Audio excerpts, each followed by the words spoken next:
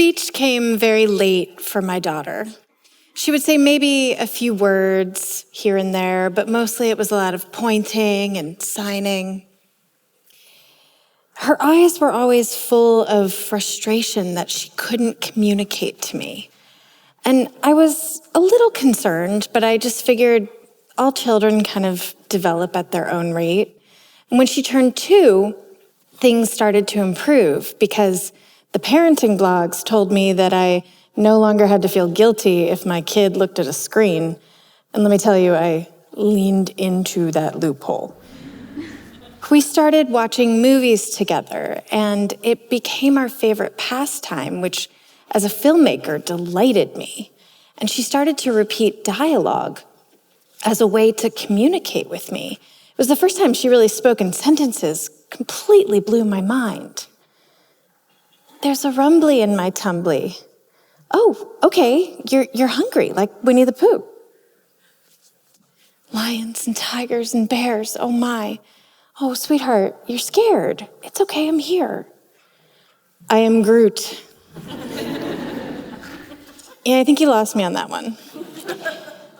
But we would obsessively watch these movies together so I could decode what it was she was trying to say to me. I became her interpreter. It wasn't that she couldn't express her needs, it's that she couldn't find a way to put her feelings into words. And these films gave her the ability to do so, and after that, language slowly came to her. But as she grew older, I couldn't help but be more and more worried when I saw my daughter around other children her age. She was just different. She was always kind of off in her own world. Other parents used to remark to me that they were jealous that my child could entertain herself, but I just knew something was not totally right. But I couldn't figure out what it was. You know, she was incredibly, adorably quirky, whimsical, and free-spirited. Maybe she'll just be like a manic pixie dream girl type. I figured it couldn't be autism because she could look me in the eye, and she was speaking, and she was so loving. And that's not what autism looks like to my knowledge, right? I became just a worried mess. I used to joke that parenting to me seems to me that I just signed up to worry every day for the rest of my life. Cool, great. You know, like at the hospital, they should just give you a card that says, congrats, you've won 10,000 sleepless nights and an unlimited prescription to Dr. Google-induced panic attacks. So I shouldn't have been surprised when at 4.5, she was diagnosed with level 2 autism spectrum disorder. But I was completely blindsided, just devastated. I fell into this terrible depressive funk that I had a very hard time pulling myself out of.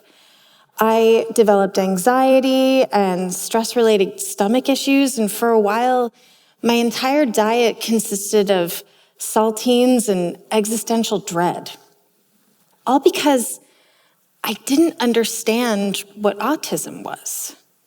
I thought that it meant that any future that I had imagined for my daughter had just disappeared. That she would never go to normal school and do things that other normal children would do, that she would live a life of isolation and not know relationships or children of her own or a career. It was so scary at the time. This was a little over a decade ago, and there was just not a lot of resources and representation out there in the world for me to find. And trust me, I looked everywhere. As I educated myself more on autism, I learned that it presents itself differently in girls than it does in boys, which is why I had a hard time identifying it. Neurodivergent brains are wired to think, process, and experience the world differently. It's not a limitation, it's a new perspective. My daughter's brain sees details, patterns, and connections that others might not. And that difference is an incredible gift to the world. The way that her brain works is fascinating to me. She is an incredible observer.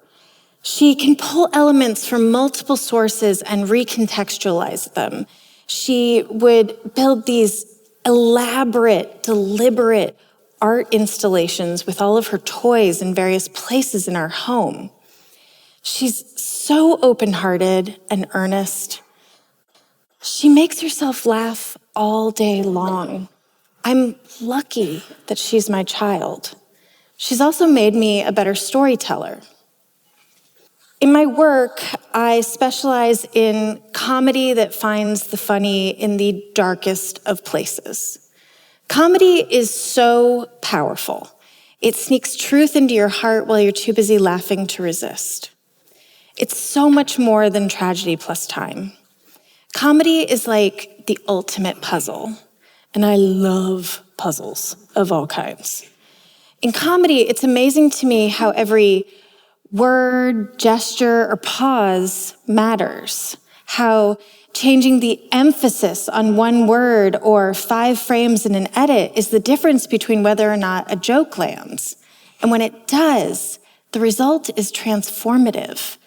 The pieces come together and you can no longer see the edges of the puzzle pieces.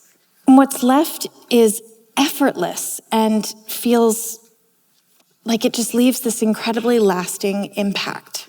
Crafting comedy from trauma is the ultimate challenge, and it's a really useful lens to be forced to look at the world through, like, this is absolutely terrible, but what's funny about it? Like, there will be something.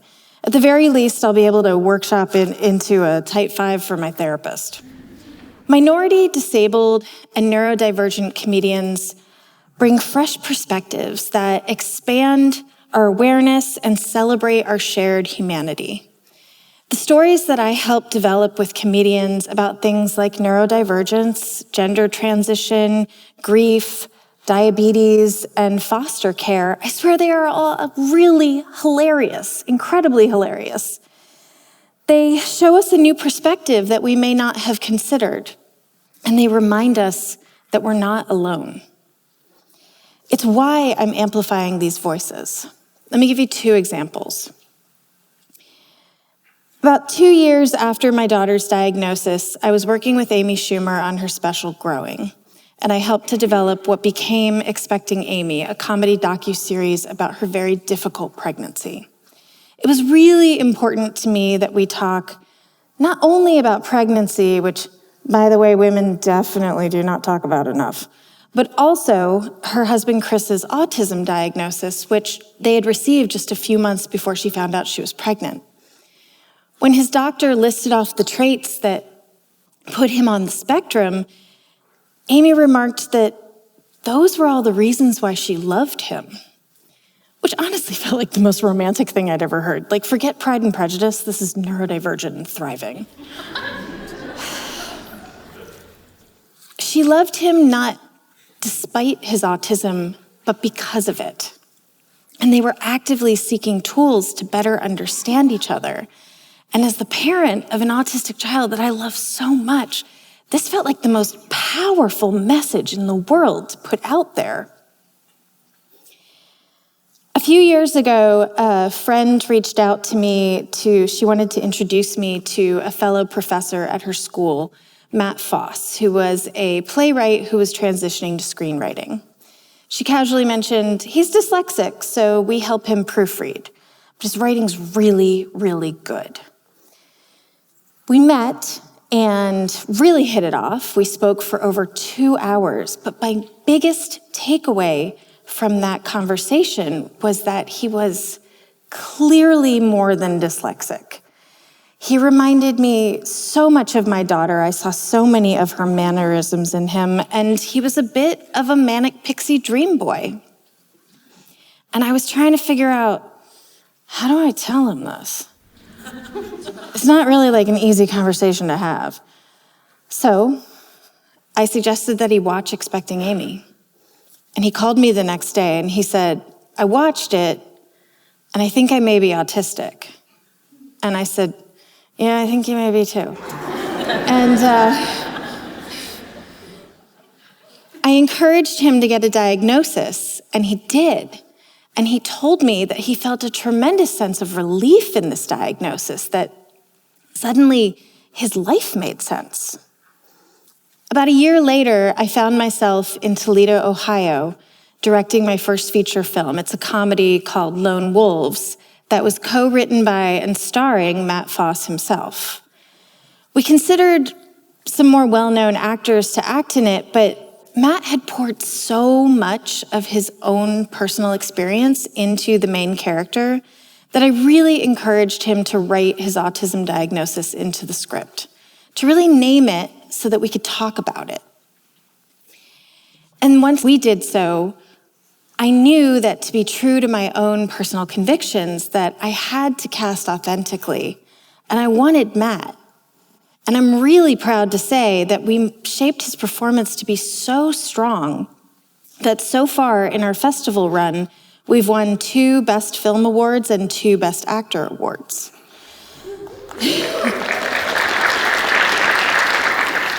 I've sat in audiences and I have witnessed how his unique perspective brings not only laughs, but profound insights. The more that we can show what autism looks and feels like, the more people will not be afraid of it, not be afraid to get a diagnosis, and be able to recognize it in others and adjust their communication to accommodate. My goal now is to democratize the storytelling industry by breaking down gatekeeping and providing comedy, storytelling, and pitching tools to everyone. It's the only way that we're going to get new, fresh voices that create a ripple effect of understanding and compassion. In 2020, I developed a class for Rhode Island School of Design that teaches idea development and pitching. And I've continued to spread this class in the world through Gold Comedy, which is an online comedy community, where I have taught the class 10 times so far. It's very successful.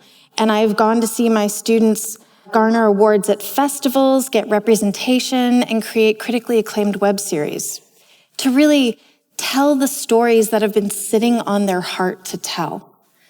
Not all of my students are neurodivergent, but quite a few are. One of my students created a sitcom about a person working in Major League Baseball who, in their words, has a bit of the tism. Another one, a hard comedy series about what it's like to live with ADHD and dyslexia in high school. Autism is not represented well enough in the mainstream media. I have seen firsthand the positive consequences of what happens when you push back the fear and stigma and you try to understand. I don't ever want another parent to feel the way that I did when we got the diagnosis.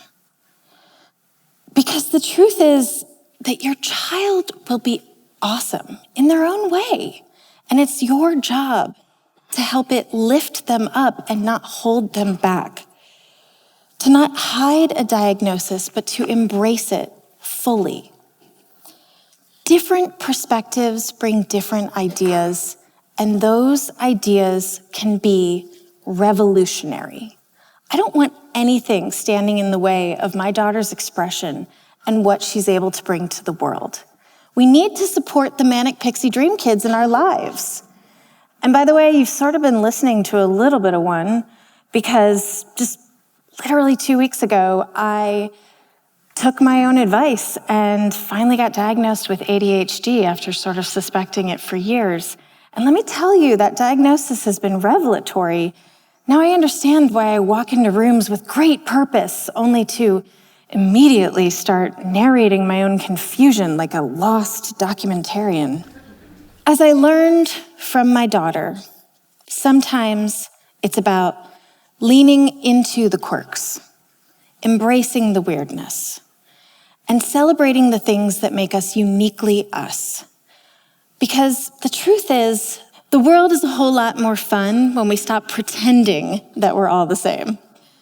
So, what is the recipe for empathy? Start with comedy, add voices from those who see the world differently, mix in honesty and a dash of courage and a lot of laughter. Serve it up to audiences with open hearts and watch as the world becomes a little brighter, one laugh at a time. Thank you.